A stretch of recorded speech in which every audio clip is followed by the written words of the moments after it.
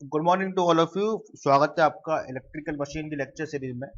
और आज हमारा डिस्कशन का टॉपिक है लेक्चर नंबर 1.14, जिसमें हम बात करेंगे वोल्टेज रेगुलेशन के बारे में। वोल्टेज रेगुलेशन के बारे में, और ये जो कंसेप्ट है ये बेसिकली इक्वली एप्लीकेबल है इंडक्शन के लिए, डीसी के लिए, ट्रांसफार्मर के लिए और सिंक्रोनस के लिए। तो इसका सिग्निफिकेंस क्या है, इसका फेजर डायग्राम क्या है, और इससे किस तरीके के एग्जांपल्स या न्यूमेरिकल्स गेट में आईएएस में आते हैं, वो हमें आज के लेक्चर में पढ़ना है। चलिए स्टार्ट करते हैं लेक्चर के बारे में। It is the we can say the lecture number 1.14। It is voltage regulation of a transformer at lagging power factor 2। यानी कि हमने जो यहाँ ट्रांसफार्मर का सर्किट यहाँ बना रखा है, इसमें जो लोड लगा हुआ है it is a lagging power factor load, inductive load लगा रखा है। सबसे पहले पढ़ते हैं कि वोल्टेज रेगुलेशन का सिग्निफिकेंस क्या है। What is the significance of it, क्या मतलब होता है, क्या सिग्निफिकेंस होता है वोल्टेज रेगुलेशन का। रेगुलेशन मतलब एक specific change in the voltage from no load to full load. अगर डेफिनेशन की बात कर रहे हैं, the change in the voltage from no load to full load is the voltage regulation. No load means जो यहाँ पे सेकेंडरी साइड में ट्रांसफार्मर के आपने यहाँ लोड को डिस्कनेक्ट कर दिया, लाइक दिस, यहाँ लोड खत्म कर दिया, तब लोड कनेक्ट नहीं होगा तो ये आपको कितना करंट होगा, जीरो। और अगर मैं यहाँ एक वोल्ट मीटर लगा दूं इधर, और इधर एक वोल्टेज को मेजर करूं, तो आप देखेंगे यहाँ जब जब यहाँ पे करंट जीरो है तो इसमें ड्रॉप जीरो, इसमें ड्रॉप जीरो, इसमें ड्रॉप जीरो, इसमें ड्रॉप जीरो। जो सप्लाई वोल्टेज है V1, तो जो वोल्ट मीटर को क्या दे देगा, V1। That means no load का मतलब होता है कि जितना आपने इनपुट दिया उतना आउटपुट में आ गया, उसमें कोई ड्रॉप नहीं है, बीच में ट्रांसमिशन लाइन में कोई करंट ही नहीं है क्योंकि लोड ही नहीं कनेक्ट है। तो basically no load voltage is the maximum voltage that we are obtaining on the secondary side. ये मैक्सिमम होगा, this is the maximum voltage that we are obtaining in the secondary side, because load है तो connecting, मतलब load नहीं है तो output में कुछ करंट नहीं है और आउटपुट वोल्टेज इनपुट वोल्टेज के इक्वल है। अब अगर मैं लोड कनेक्ट करता हूं, मान लीजिए व्हेन एट फुल लोड,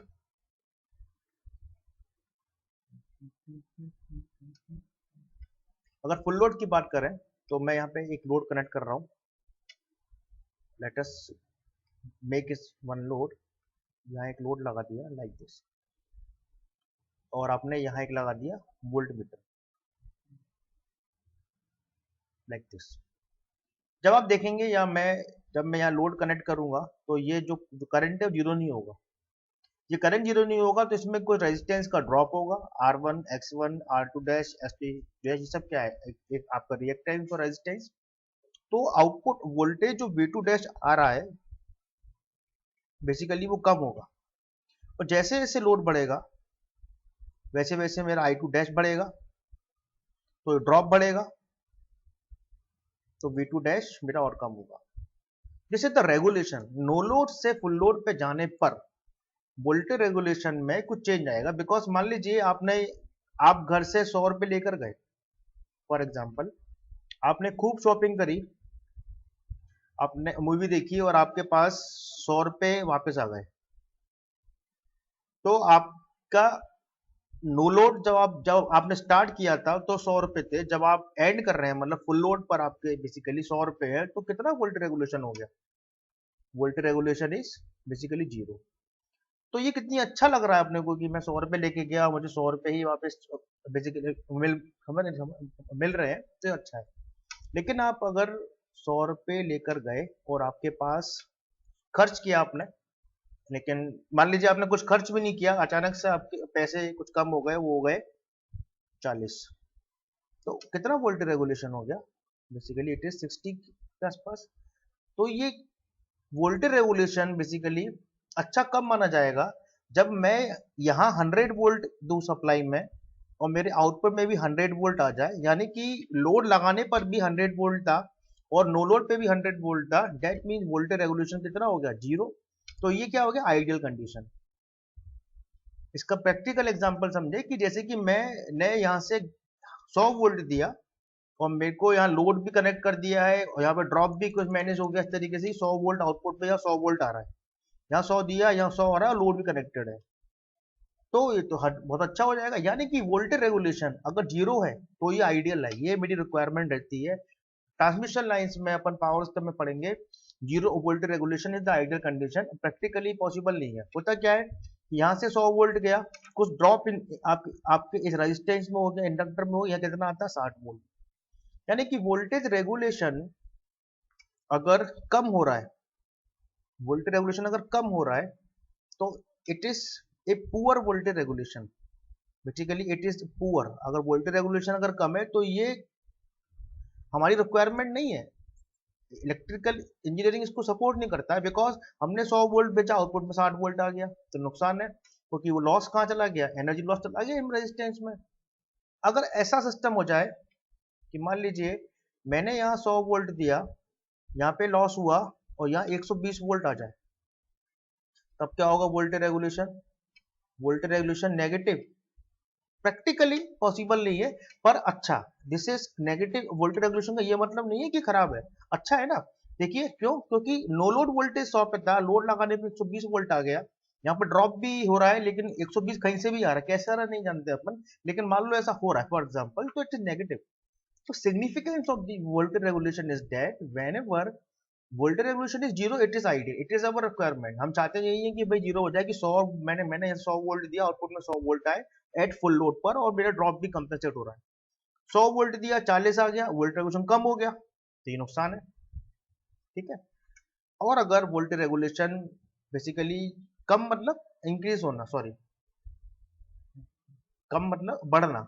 अगर वोल्टेज रेगुलेशन बढ़ रहा है, जैसे कि ये पहले 100 था, फिर 100 था, जीरो हो गया, अब 100 से 40 हुआ, 60 हो गया, तो बढ़ गया, तो वोल्टेज रेगुलेशन का बढ़ रहा है, बेसिकली बहुत ज्यादा हो रहा है, तो ये पुअर है, मुझे रिक्वायरमेंट नहीं है, मैं चाहता नहीं है वोल्टेज कम हो, क्योंकि कब बढ़ेगा जब ये वोल्टेज और कम होगा। अगर वोल्टेज रेगुलेशन नेगेटिव है, 100 120 हो गया, नेगेटिव हो गया, इट इज गुड, बट ऐसा होता नहीं है, प्रैक्टिकली पॉसिबल नहीं है। तो नेगेटिव वोल्टेज रेगुलेशन हमारे लिए तो बहुत अच्छी क्वांटिटी है, जीरो तो बेस्ट हो जाएगा, आइडियल। और अगर प्लस है, ये हमारी रिक्वायरमेंट नहीं है जी, हमारी ये हमको चाहिए ही नहीं। क्यों? क्योंकि अगर प्लस है मतलब बढ़ रहा है, ये कब बढ़ेगा जब ये वोल्टेज कम होगा फुल लोड पर।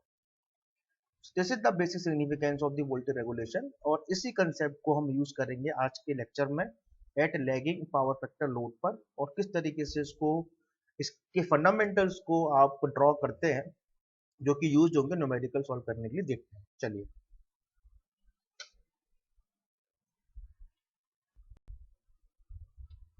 ठीक है, चलिए अब अपन थोड़ा सा इसके मैथमेटिकल एनालिसिस के बारे में बात करते हैं, कि वोल्टेज रेगुलेशन के बारे में तो काफी पढ़ लिया अपन ने, कि बेस्ट कौन सा है, जीरो। इसके बाद अगर नेगेटिव है तो वो तो संभव ही नहीं है कि आउटपुट वोल्टेज मतलब ज्यादा आ रहा है, प्रैक्टिकली पॉसिबल नहीं है। और अगर पॉजिटिव वोल्टेज रेगुलेशन है तो ये खतरनाक है, इससे बचना है। ठीक है ना, अपनी रिक्वायरमेंट ये नहीं है, इंडस्ट्री रिक्वायरमेंट ये बिल्कुल भी नहीं है।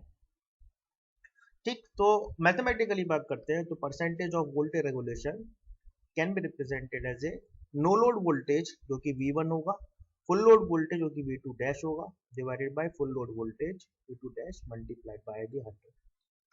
This is the general formula that we have to used in the voltage regulation. एक ही फॉर्मूला याद रखना है, इसके अलावा अलग अलग बुक्स में अलग अलग फॉर्मूले दिए हुए हैं। कुछ लोग मानते हैं no load minus full load upon no load, कुछ मानते हैं no load minus full load upon full load.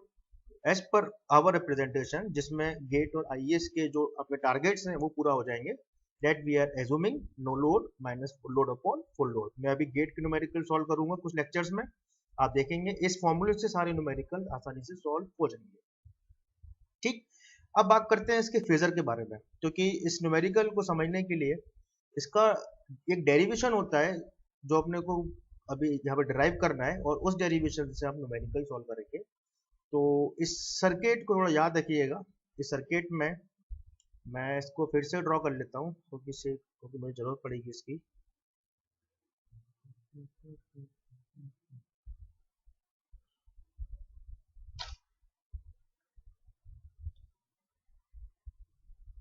ये सर्किट मेरा आ चुका है। ठीक, इस वोल्टमीटर को अभी जरूरत नहीं है, इसको हटा देते हैं,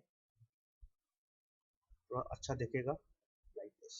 ठीक है, अगर मैं हम इसमें लूप लगाते हैं तो हम जानते हैं कि ये जो R है it is basically R01। O1 इसलिए कह रहे हैं कि ये जो सर्किट है ये रिफर्ड किया गया है सेकेंडरी से प्राइमरी में R2 dash X2 dash V2 dash, इसलिए मैंने R01 बोला है। R01 represent the it is refer to the primary and which is equals to R1 plus R2 dash, और आप कह सकते हैं it is R1 plus R2 by K square. Similarly, we can say X01 is equals to X1 plus X2 dash.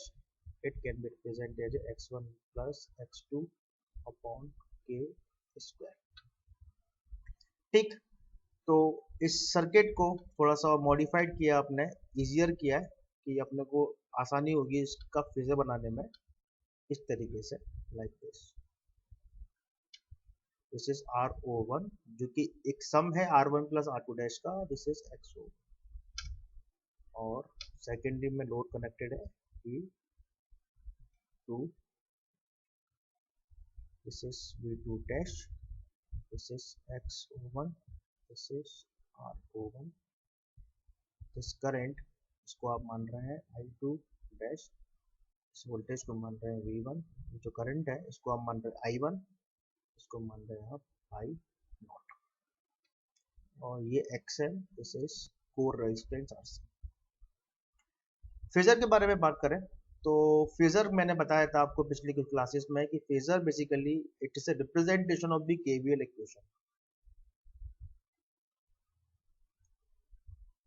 जैसे कि मुझे इसका phasor बनाना है तो आप शुरुआत करेंगे राइट टू लेफ्ट, आप यहाँ से शुरुआत करें और लेफ्ट की तरफ मूव कर जाएं। तो सबसे पहले बात करेंगे इसकी इक्वेशन की। तो ये वोल्टेज V1 है, तो ये वोल्टेज इसके अक्रॉस जो वोल्टेज कितना है V1, तो V1 is the summation of, we can say it is I2 dash R01 plus J I2 dash X01 plus V2 dash, this is the summation। अब मुझे यहाँ से शुरू करना है तो इसका फेजर बनाने के लिए आपने एज्यूम क्या किया कि this is basically we can say this is we can say V2 dash, this is V2 dash,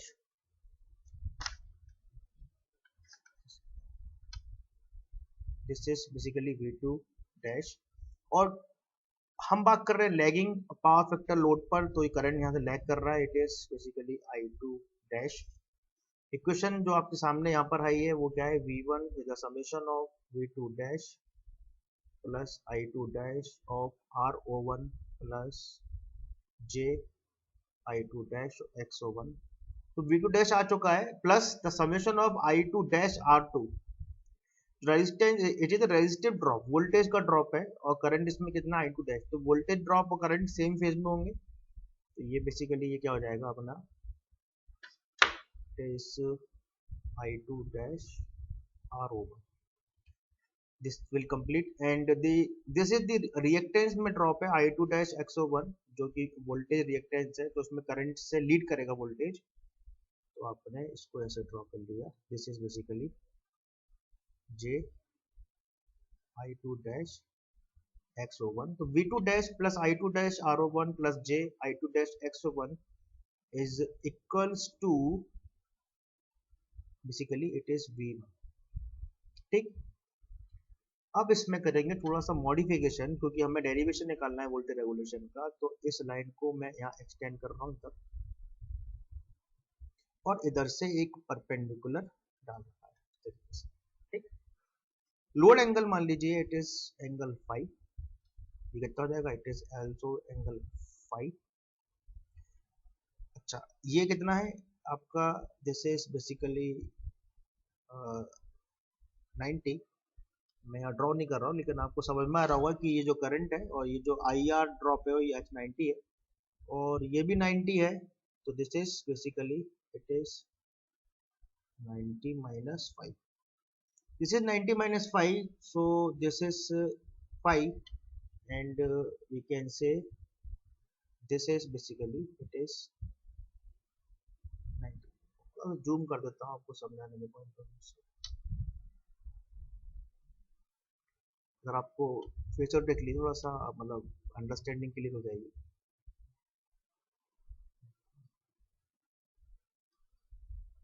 This is 5, this is 90, this is basically it is, you can say, अगर मैंने यहाँ से एक लाइन ड्रॉप करी थी यहाँ, ठीक, this is 90, so this is basically it is 90 minus 5, this is 90, so this is 5, and this is again it is 90 minus 5. ठीक, अब बात करते हैं नेक्स्ट. इस क्वांटिटी को आई आर, जैसे let us suppose this is quantity x, it is theta, तो ये कितना होगा एक्स कॉस थीटा, तो this is I R drop.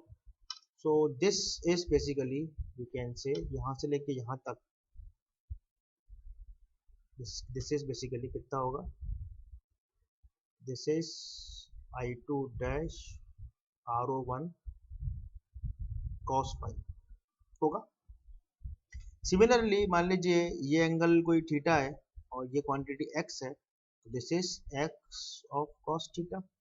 तो ये जो क्वांटिटी आई टू डैश, अगर मैं इसको यहाँ इस कंपोनेंट को यहाँ तोड़ता हूँ, ब्रेक करता हूँ, तो this is I two X X O one of cos, this is I two dash X O one of cos 90 minus 5, which is equals to I21 XO1 sin 5. This is I2 dash XO1 sin 5. So my dear friends, this is this V2 dash plus this quantity and plus यहाँ से लेके यहाँ तक ये quantity जो आ रही है, और यहाँ से लेके यहाँ तक ये quantity is basically like this, V2 dash plus of I2 dash RO1 cos phi plus this is I2 dash XO1 sin phi. किसके इक्वल होगी? This angle is called del.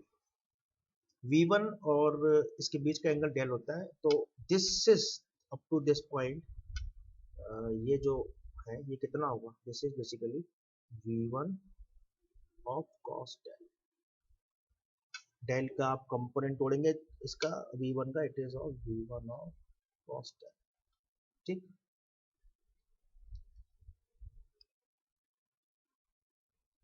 Since del बहुत कम होता है, नियरली ये अपन पढ़ेंगे power system के अंदर, it is V2 dash plus I2 dash of cos phi plus I2 dash of XO1 O1 of sin phi.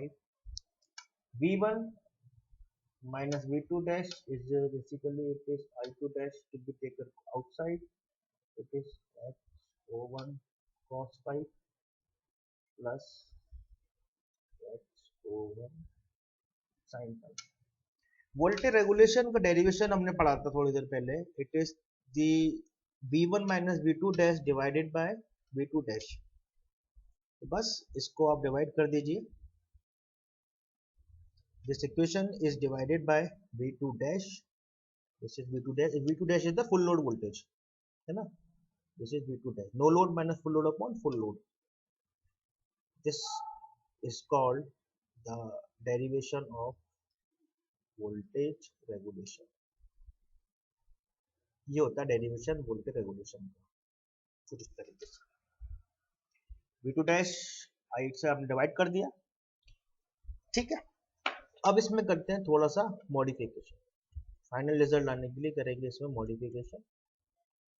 Plus voltage regulation के फॉर्मूले में I2 dash is basically nothing but it is k times of the I2 and V2 dash RO1 cos phi plus XO1 sin phi. It is basically V2 by K. So percentage voltage regulation अब अगर देखें तो जिस के ये के ऊपर चला जाएगा, इट इज के स्क्वायर. Okay, so basically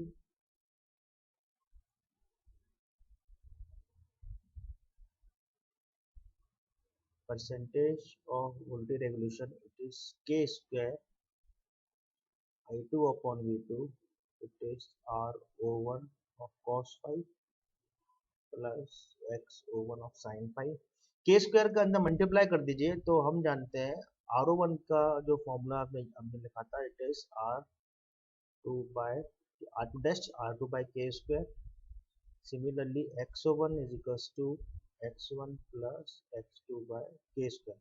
अगर इस K का मल्टीप्लाई अंदर कर दिया जाए तो R01 K square is equals to it is K square R1 plus R2। Similarly, K square X01 is equals to K square X1 plus X2। This will represent, it is basically R1 dash plus R2, which is the RO2। Similarly, it is, we can say XO2, which is we can X1 dash X2। RO2 बन जाएगा। इसका मतलब क्या है कि the RO2 is the primary quantity, जो ये primary quantity है ये और ये, it is converted to the basically secondary में आप लेकर आ रहे हैं। तो फाइनल रिजल्ट निकल के आएगा वोल्टेज रेगुलेशन का, वो निकल के आएगा it is I2 by V2। K square R01 is basically it is, we can say it is RO2 cos phi and it is XO2 sin phi। एक रिजल्ट ये निकल कर आ गया। ठीक ठीक है। अब इसमें एक लास्ट मॉडिफिकेशन जो आता है, आप इससे भी न्यूमेरिकल सॉल्व करेंगे तो आंसर आएगा। और V2 ध्यान रखिएगा, ये V2 फुल लोड पर है। एक चीज और आती है जो आपको यहाँ और सीखनी है, बिकॉज काफी कॉम्प्लिकेटेड है थोड़ा सा ये सिस्टम। सीखनी आपको ये है कि हम जानते हैं कि I2 is a function of X। Full load current अगर I2 है तो X1 हो जाएगा, लेकिन अगर लोड वेरिएबल है तो I2 is a function of X। तो यहाँ एक्सचेंज कर देंगे आप, it is X times of the I2 full load divided by V2। It is, we can say RO2 cos phi plus we can say it is RO2 sin phi। मेरे ख्याल से ये clear होगा।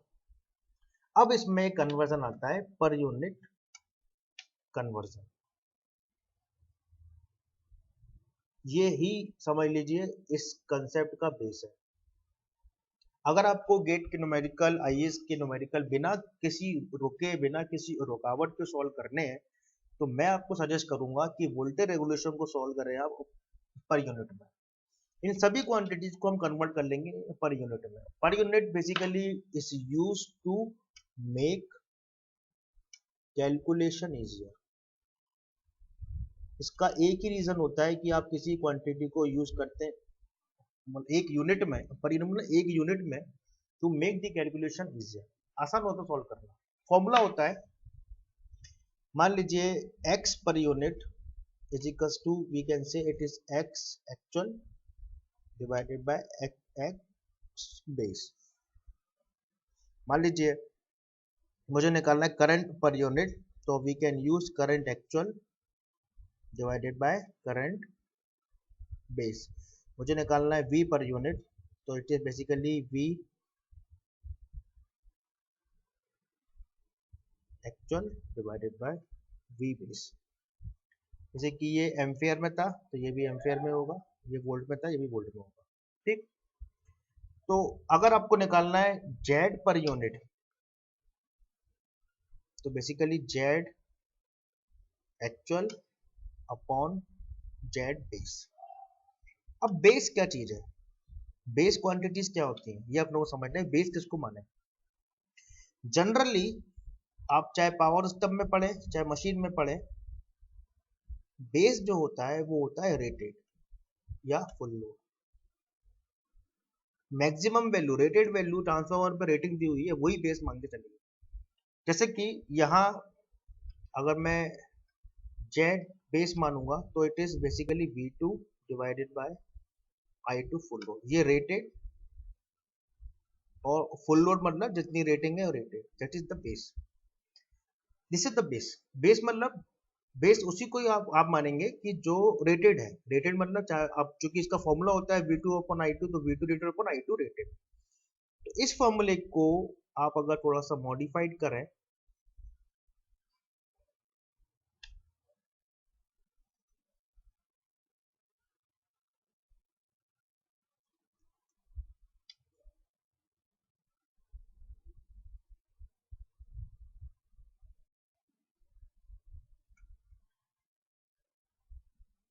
देखिए the percentage voltage regulation is x। अगर मैं इस current को नीचे लेकर आता हूँ तो basically it is we can say R O2 cos phi plus XO2 sin divided by it is V2 by I2। V2 is the rated voltage and I2 is the rated current. So the voltage regulation is X into RO2 cos phi. It is XO2 sin phi divided by Z base. Voltage regulation is equals to X RO2 upon Z base cos phi plus XO2 upon Z base, which is sin phi. Percentage voltage regulation is X into R per unit cos phi. It is X per unit sin phi. This is the last and the final result of our derivation. Voltage regulation का derivation यहाँ जाके खत्म होता है। पर unit basically actual ओम में होती है, तो जेड बेस बेसिकली ओम में होगी actual upon this. This is the basic formula of per unit voltage regulation. तो इस न्यूमेरिकल इस कंसेप्ट को आप दिमाग में रखिए और इसके बिहाफ पर हम गेट के न्यूमेरिकल सॉल्व करेंगे इसी फॉर्मूले पर। बस ये फॉर्मूला आपको अगर कंसेप्ट क्लियर है इसका, तो विश्वास मानिए आपका ऐसा कोई क्वेश्चन गेट में नहीं है वोल्टेज रेगुलेशन का जो आपको आता नहीं है। क्या होता है वोल्टेज रेगुलेशन? सिंपल एक चेंज है नो लोड से फुल लोड तक। हमने यहाँ 100 वोल्टेज यहाँ दिया है 100 वोल्ट का, हम यहाँ 100 वोल्ट अगर मिल जाता है तो बहुत अच्छी बात है, ज्यादा मिल जाता है तो और अच्छी बात है। लेकिन अगर इससे 100 वोल्ट जाने पर यहाँ ड्रॉप होने के कारण यहाँ वोल्टेज कम हो रहा है तो ये बुरी बात है, ये हमें चाहिए नहीं, दिस वी डोंट वांट। इसी कारण से आप इस कंसेप्ट को समझते हैं कि वोल्टेज रेगुलेशन अगर नेगेटिव है बहुत अच्छी बात होती है। नेगेटिव वोल्टेज रेगुलेशन बहुत अच्छा है, जीरो आइडियल है, और अगर वोल्टेज अगर पॉजिटिव है तो गड़बड़ है, वो अपने को देखना है। ठीक है, तो इस कंसेप्ट को ध्यान से आप एक बार फिर देख लीजिएगा। और मेरा वीडियो आपको अगर ये पसंद आता है इसे यूट्यूब पे लाइक करें, सब्सक्राइब जरूर करें। सब्सक्राइब इसलिए करें क्योंकि सब्सक्राइब करने से मैं नया वीडियो कोई भी अपलोड करता हूँ तो उसमें आपको फायदा होगा, आपको ये पता रहेगा कि मेरे पे नया वीडियो आया है। सब्सक्राइब के पास एक एक बेल होती है, बेल। आप यूट्यूब पे जाएंगे, एक बेल होती है, उस पर क्लिक जरूर कर दें। जैसे ही मैं यूट्यूब पर नया वीडियो अपलोड करूंगा तो वो आपके ऊपर जो बार है, जो एप्लीकेशन बार होता है, उस पर वो इंडिकेट होगा। शेयर कर सकते हैं अपने फ्रेंड्स के बीच में। और वेबसाइट की लिंक और फेसबुक पेज की लिंक मेरे इस वीडियो के नीचे डिस्क्रिप्शन में यूट्यूब पर दे रखी है, आप उसको वहां से क्लिक करके आप वेबसाइट में क्या क्या मुझे कंटेंट सीखना है वो देख सकते हैं। और फेसबुक पे अगर कोई आपको डाउट है तो पूछ सकते हैं। तीसरी इंपॉर्टेंट चीज जो है, बहुत इंपॉर्टेंट, क्विज। हर कंसेप्ट के बाद मैंने एक क्विज रखा हुआ है, ऑनलाइन क्विज जो कि फ्री है, सॉल्व करिए, उसके रिजल्ट्स आपको उसी समय मिल जाएंगे। और अगर आपको कुछ डाउट आता है क्विज में तो उसका भी सॉल्यूशन यूट्यूब के थ्रू आपको मिल जाएगा। So this is the complete platform to study for the GATE and IES. So thank you very much. Wish you good luck. Jai Hind.